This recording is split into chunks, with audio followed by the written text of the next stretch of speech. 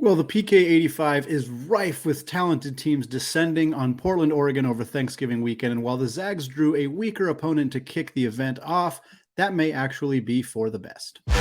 You are Locked On Zags, your daily podcast on the Gonzaga Bulldogs. Part of the Locked On Podcast Network. Your team every day.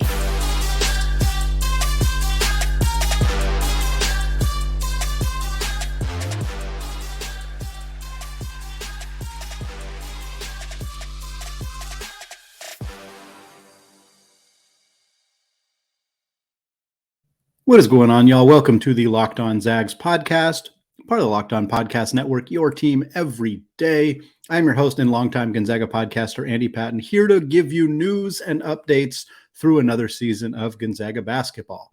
Today's holiday episode of Locked On Zags is brought to you by BetOnline. BetOnline has you covered this season with more props, more odds, and more lines than ever before. BetOnline, where the game starts. Folks, a sincere happy Thanksgiving to all of you, Locked On Zags community. It is very much appreciated, and we'll get into some more thanks later in the episode to have you listening on a holiday or around a holiday, depending on when you are listening. But of course, Feast Week and Thanksgiving is a college basketball-centric holiday, so there's no rest for the Locked On Zags or Locked On College Basketball podcast. We are rolling through this week, talking Feast Week games. Of course, for Gonzaga, they are playing very late. That tryptophan is going to have set in for many folks who are trying to watch a 9:30 tip p.m.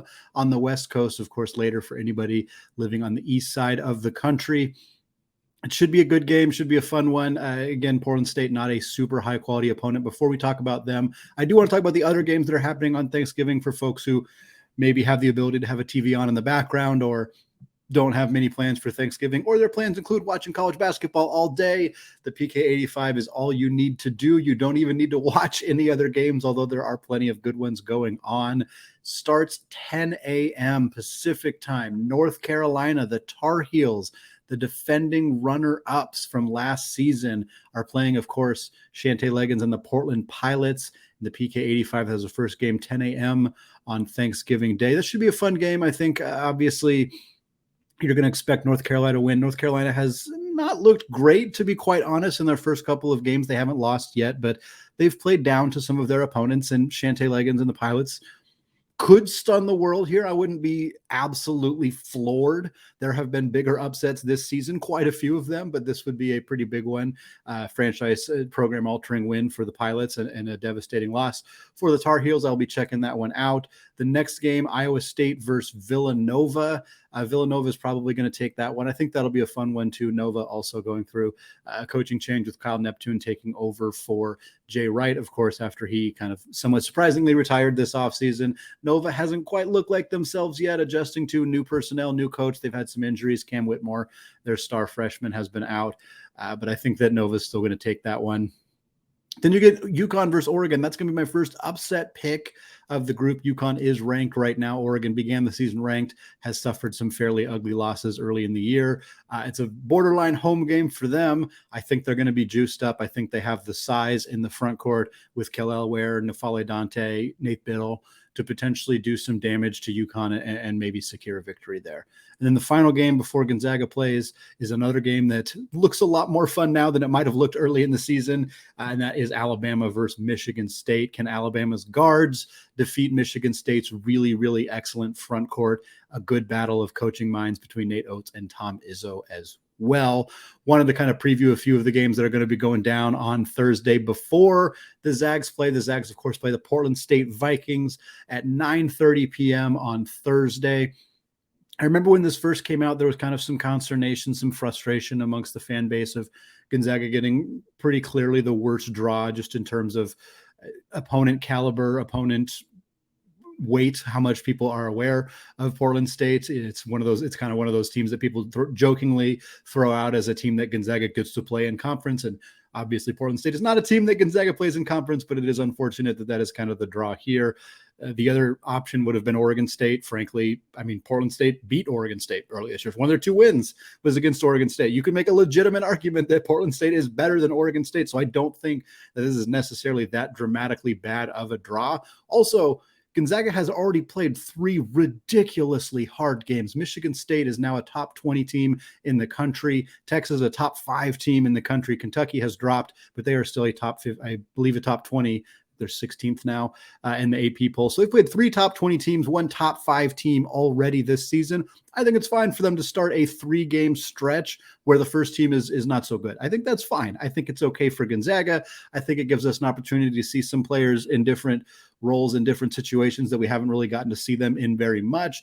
A lot of the concern we've seen early about this team is stuff that I think we don't normally see from past Gonzaga teams, in part because maybe those issues just weren't there on past teams, but also because most previous Gonzaga teams haven't played a schedule like this 4 games in.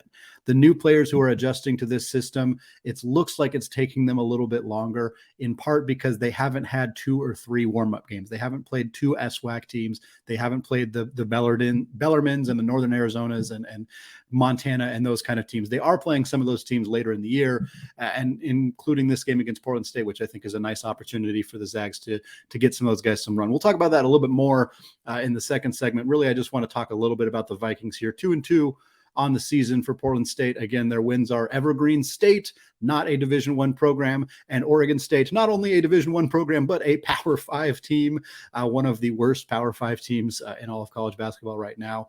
A 13-point win for the Vikings over the Oregon State Beavers, 79-66.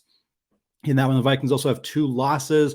The 2 losses are also to local area schools, although not Power 5 programs. One of their losses was in the season opener to Portland.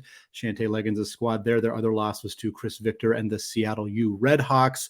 So 2 losses to quality mid-major programs, 1 win over an, I believe, NAIA school, and 1 win over a Power 5 program in Oregon State.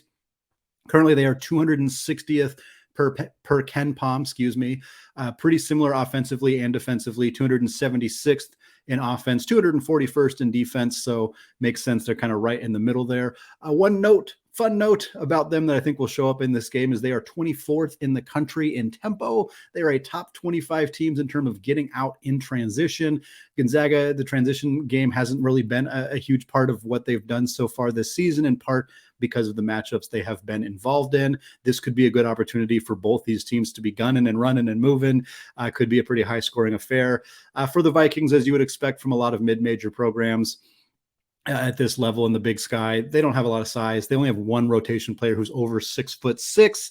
The size is going to be a big factor. Obviously, if Gonzaga is able to get out in transition, that's going to be an easy way to pile on the points. But even if they can't, even if they're running the half-court sets more often than not, I have a hard time imagining a team like Portland State really being able to do, whether they're sending double teams or not, which they likely will send double teams at Drew Timme.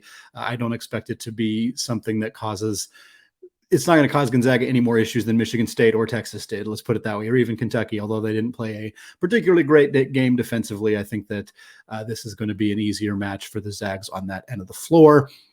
A couple nice transfers for the Vikings to keep an eye on. Jarrell Satterfield comes from UTEP. He's averaging 17.5 points per game. He dropped 26 on the Beavers in that game. He's also averaging 6 boards and an assist. He also attempts 9 threes per game so far this season. He is an absolute chucker. He's only shooting 31.5%, so not making them at a super high rate, but if you see somebody out there just hacking up threes, it's probably Jarrell Satterfield.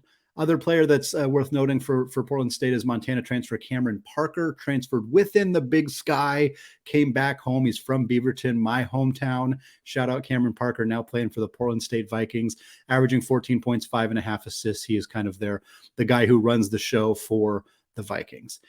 We're going to come back in the second segment. We're going to take a closer look at this Gonzaga versus Portland State game. Specifically, we're not really expecting to have to label keys for a victory, but I do want to talk about what I will be watching for, specifically what kind of things we're going to see from the bench and maybe some rotational things that might show up in this game that we haven't otherwise seen in Gonzaga's other games this season.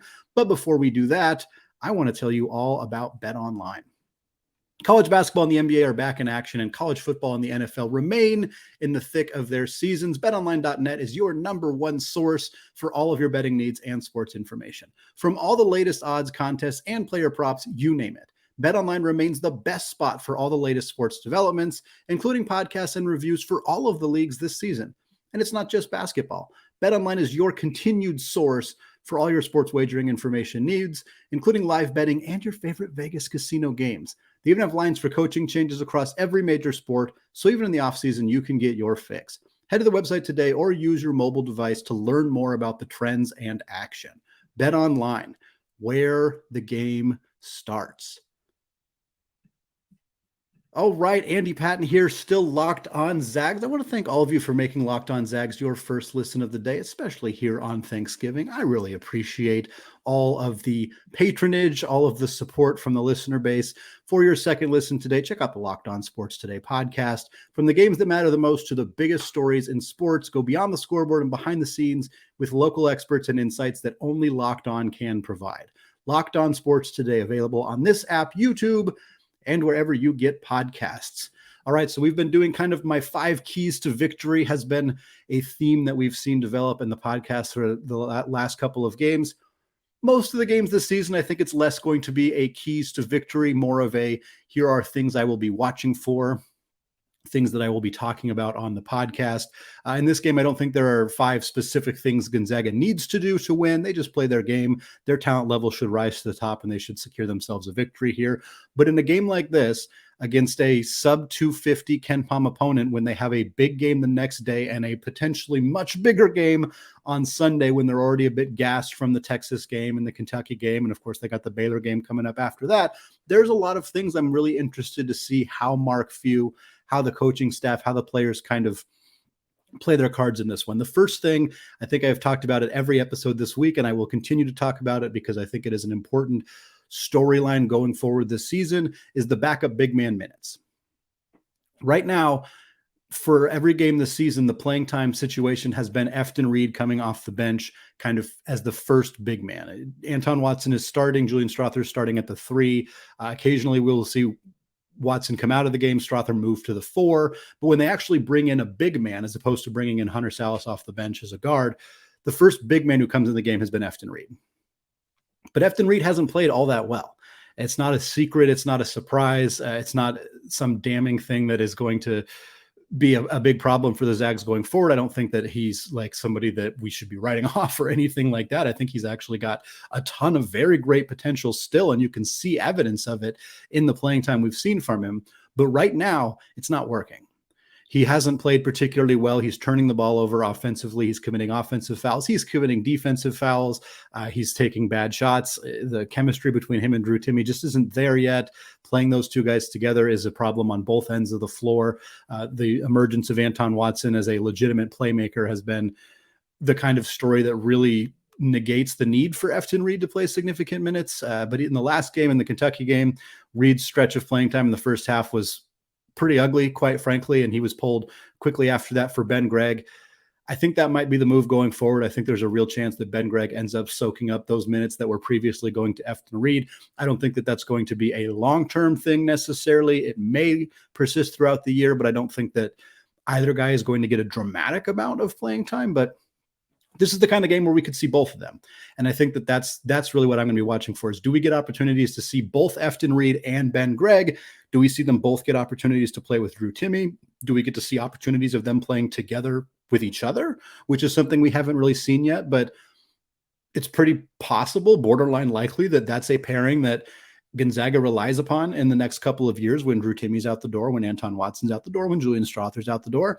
Obviously, Gonzaga will add other players via the transfer portal, add other players via recruiting, but Ben Gregg and Efton Reid could end up playing significant minutes together in future Gonzaga seasons. Games like this, when you want Drew Timme to get more of a break, when you want Anton Watson to get more of a break, when you want Julian Strother to get more of a break, getting Ben Gregg and Efton Reid minutes together for the last 5, 6, 8 minutes of this game, if it's well in hand, that would be fantastic. It's a great opportunity to get those guys rest before they play Purdue or Xavier on Friday. It's also a good opportunity to kind of see what you got with some of those young bigs. Of course, Caden Perry, if he's healthy, Braden Huff, if the team decides not to redshirt him, those two guys would also be players that could factor into this conversation as well. I'm choosing to focus on Gregg and Reid because I think it is far more likely that they will be the ones playing significant minutes in this game and also this season. Next up, the number 2 thing I'll be watching for is, will the real Malachi Smith please stand up? Because at this point, we just haven't seen that guy outside of the North Florida game. The first game of the season, he had 15.6 assists coming off the bench, 30 minutes for him in that game. That was a very nice performance for Malachi Smith. But against Michigan State, against Texas, against Kentucky, we just haven't seen much from him. And he hasn't been particularly bad. It's not that he's turning the ball over a bunch and making a bunch of bad plays or bad shots or anything like that. He's just not doing very much. He's not taking a lot of shots. He's not being particularly aggressive in terms of getting to the rim. He's not looking for his outside shot all that much.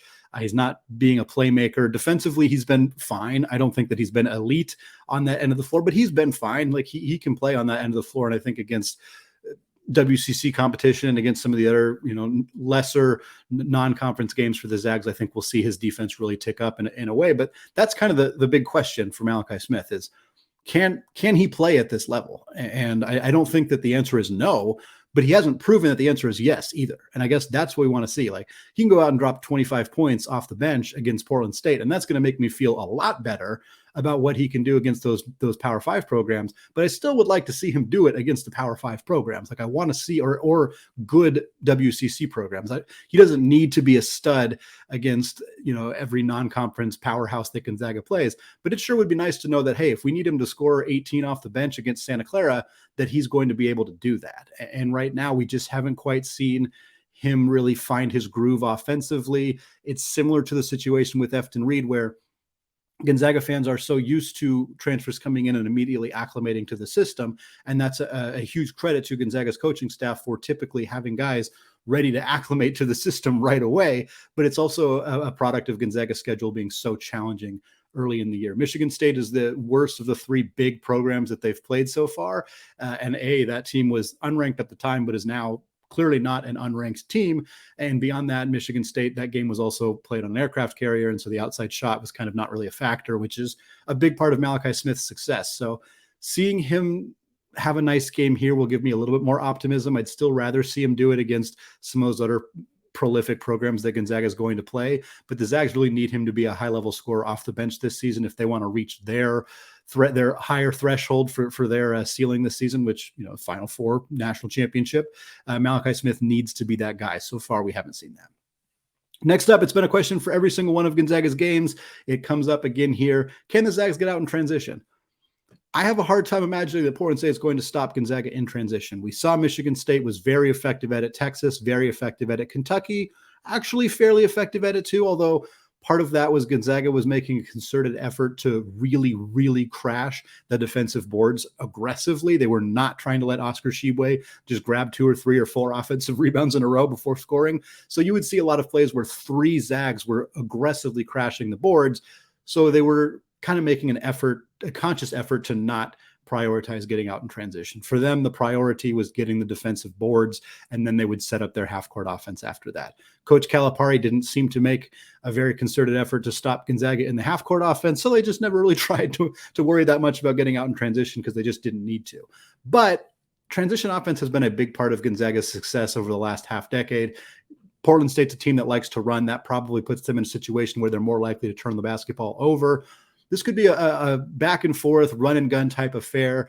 And just from the pleasure of watching Gonzaga getting out in transition is just more enjoyable. It's a more fun brand of basketball, but also it's the kind of thing that they need to be able to do to go on runs, to put teams away early, to potentially rest some of their starters, to get free, easy points. Not every point needs to be an absolute grind from Drew Timme. He gets the hard-earned buckets a lot of the time, and it's nice when Rasir Bolton can steal the ball and take 4 dribbles and score on his own without anybody else having to do anything. And so getting out in transition and scoring some buckets that way is a nice way to kind of help Gonzaga's players get a little bit more comfortable in the new system and also, put a team away early so they can rest some of their guys. A couple more before we get into the final segment of the show.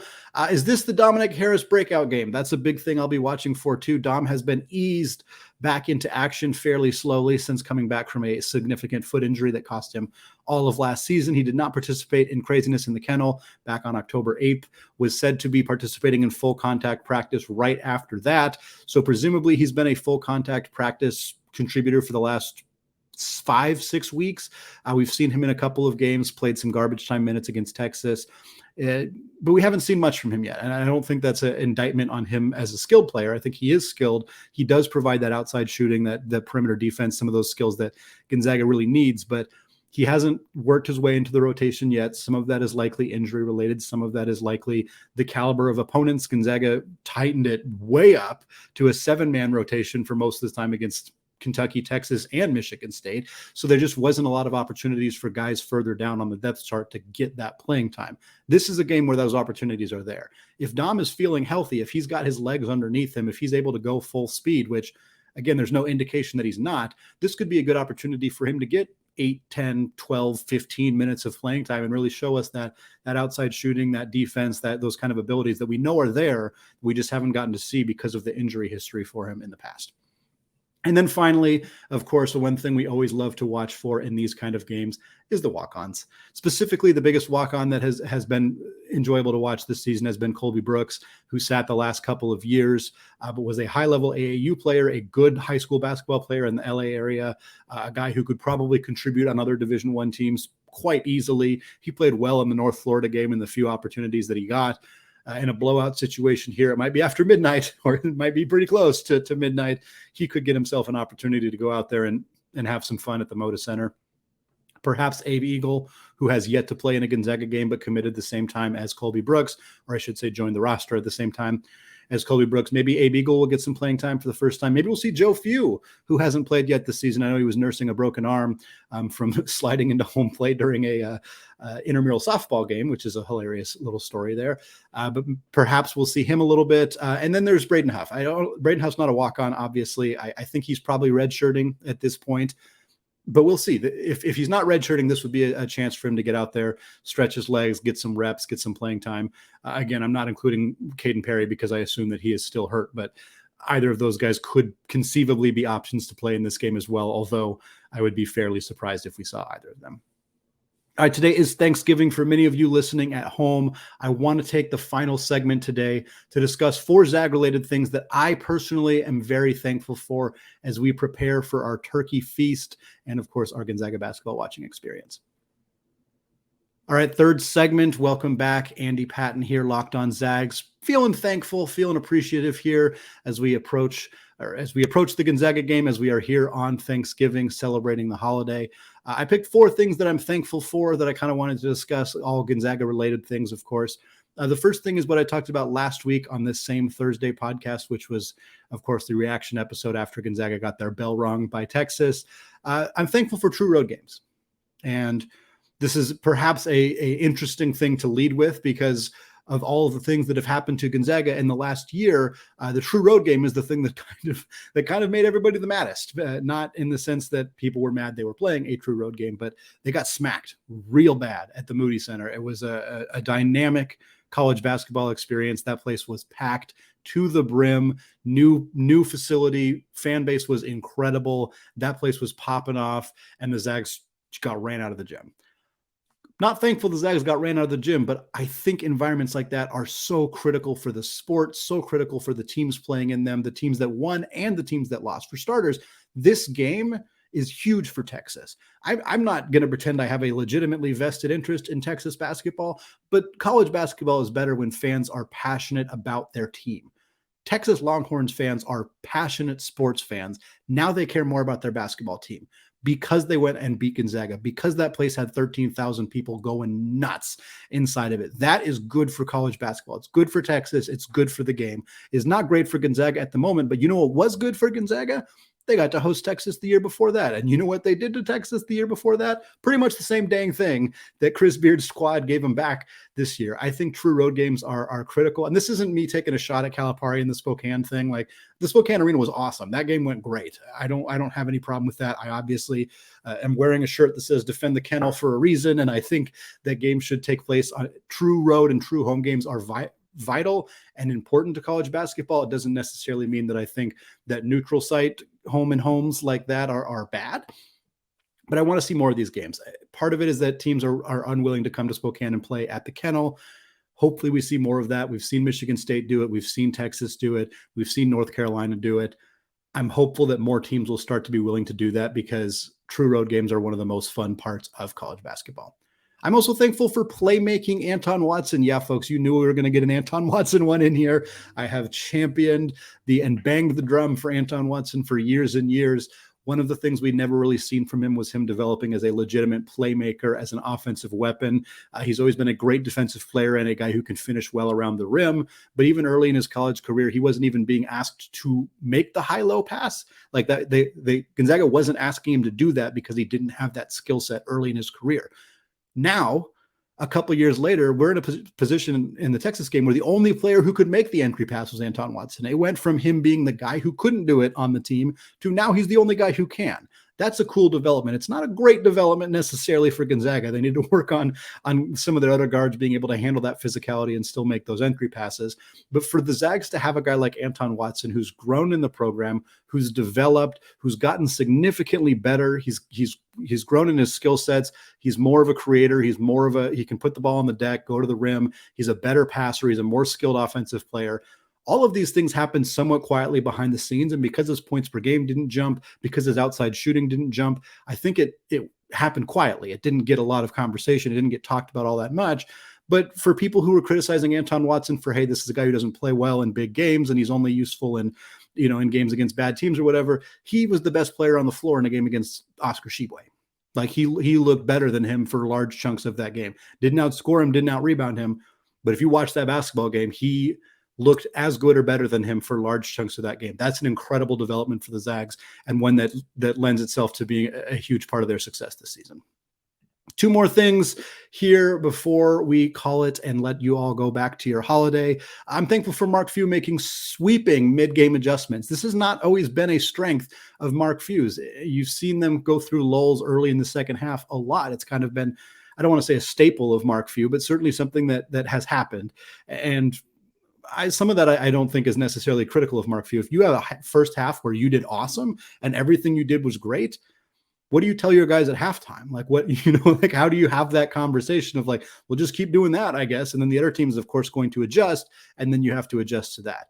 But Mark Few, what he's done is we've seen him make pretty intense, surprisingly forward moves in the middle of games. The Michigan State game, the last 11 and a half minutes when Nolan Hickman didn't play, the Zags just ran with a small ball lineup with Julian Strawther at the 4, Hunter Salas playing the point guard, and they basically just came down the floor and immediately got the ball to Drew Timme. Didn't matter if he was right under the basket, didn't matter if he was 8 feet away, 10 feet away, 18 feet away, 26 feet away, just didn't matter. Just get him the dang ball and let him go to work. That's unusual. That's not something Mark Few and the Zags have done historically. It was what was necessary to win this basketball game. They needed to do it to win. I have no debate about that. The only way they beat Michigan State is if they just got the ball to Drew Timme as soon as they crossed half court and let him go to work. That was what they needed to do to win. They did it. Against Kentucky, Mark Few thoroughly outcoached John Calipari in the Gonzaga-Kentucky game. I will say that happily. And part of it was that Mark Few coached a good game. Part of it was that John Calipari, in my estimation, coached a pretty bad game and seemed to do a lot of things that played into Gonzaga's strengths rather than trying to attack their weaknesses. And he had just had a 40-minute game against Texas to be able to watch, to kind of look at how to attack Gonzaga's weaknesses, but Mark Few coached a good game there. They made some smart decisions at times. Just allowing Drew Timme or Anton Watson to bring the ball up the court was, again, unique and unusual, but putting the basketball in your best player's hands and letting him go to work, again, not always something Gonzaga has necessarily done. And they recognized that it was the right thing to do here. I don't think Mark Few coached a particularly good game against Texas, but I also just think Texas they just ran him out of the gym. 19% three-point shooting team knocks down 13 in that game. Just one of those things that happens. I've been thankful for seeing Mark Few kind of get out of his comfort zone and do things a little bit differently this season, because I think that makes watching college basketball and even watching the same team year in and year out a little bit more fun. And finally, to close out the show, I'm thankful for Locked On Zags listeners. I know it's cheesy, but I don't care. I'm feeling a little cheesy right now. And for me to be able to have done this podcast for now over a year, close to 14 months now that we've been doing Locked On Zags. It started in early October of last season. To be in the place that I am now, where I am able to monetize the YouTube channel, I'm able to do the Locked On College Basketball podcast. I don't get those opportunities without you all listening to this podcast. And I want you to know I think about that every single day. I'm aware of that. And your patronage, your listening, your comments on YouTube, your comments on Twitter, your direct messages, your emails, all of that, I take that It means a lot to me. I try to take my time to respond to all of them. I know that I don't get to all of them, and I apologize for that, but it's something that means a lot to me to be able to interact with folks, talk about this basketball program that I just love more than anything, and get to do it on a daily basis. These best 30 minutes of my day. I've said that in the past. I will say it again, getting the chance to record these podcasts for you all. And you listening has enriched my life in a way that is hard to quantify. And I just want to say thank you to all of you for that. All right, that is going to do it for me today. Enjoy the holiday, enjoy the games, enjoy the weekend. Of course, don't forget to check out the new Locked On College Basketball podcast with myself and co-host Isaac Shade, talking college hoops 5 times a week, available wherever you get podcasts, available on YouTube as well. Happy Thanksgiving, and go Zags.